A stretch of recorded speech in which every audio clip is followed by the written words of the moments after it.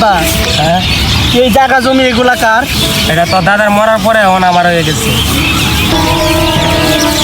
আরে আব্বা এই আমার লাগে আইফোন একটা অর্ডার কর আর মার্সিডিজ একটা গাড়ি। আরে আব্বা তোমার আর বাঁচাতে পারলাম না। আজকে একটা সখীও পাইতাছি না, আজকে পাইলে এমনি ধর্ম দেখা যাইতেছে দুইটারে বনানি যাইব। আমরা এমন একটা পরিস্থিতিতে আছি, না পাইতেছি এই শীতের দিন রাতটা হইলে যে আমার কি পরিমাণে একটা কষ্ট হয়, বাপ মায়ের কোনোভাবে আমি বুঝতে পারতেছি না যে আব্বা আমার বয়স 26 হয়ে গেছে, বিয়ে করাও। কিন্তু দেখ একটা গার্লফ্রেন্ডও পাইতেছি না। আমার তো মনে হয় একটা হিজলা হইলে বিয়ে করতাম। এই এই আমাকে কি তোদের পছন্দ হয় না? আজকে তোদেরকে নিয়ে আমি বিয়ে করবো। আয় বন্ধু বন্ধু আমার চাচা বন্ধু আয় তোকে নিয়ে বিয়ে করবো। বন্ধু এ বন্ধু চল এই বয়ে থাকতে তো আর ভালো লাগতেছে না, চল আমরা বাজারে যাই চা খাই গিয়ে। তাহলে না লিভার সমস্যা হইব। লিভারের সমস্যা হবে মানে? তাহলে কি খামু তাহলে? ফ্রি খাই। হ্যাঁ এই যে বিড়ি খামু, বিড়ি খেলে তো আরো ক্যান্সার বেশি সমস্যা হইব।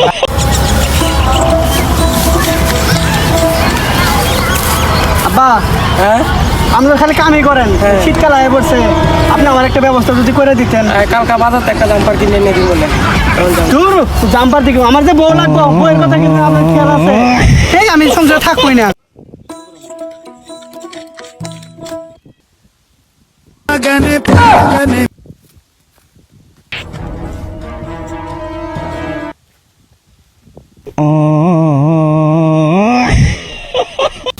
আমি মনে হয় বন্ধু কাঁচা চোখে বুঝু তো কইসা রে, আমার নিঃস্ব হয়ে গেলাম গা।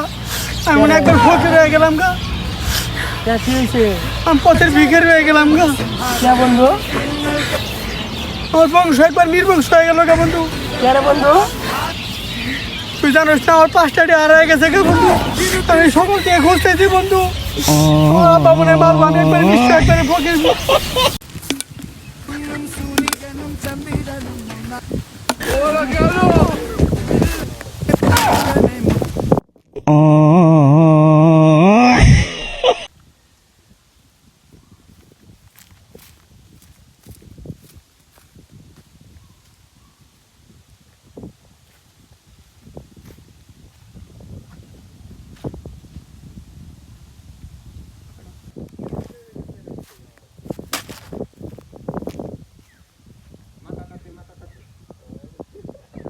আরে আব্বা এই আমার লাগে আইফোন একটা অর্ডার কর আর মার্সিডিজ একটা গাড়ি।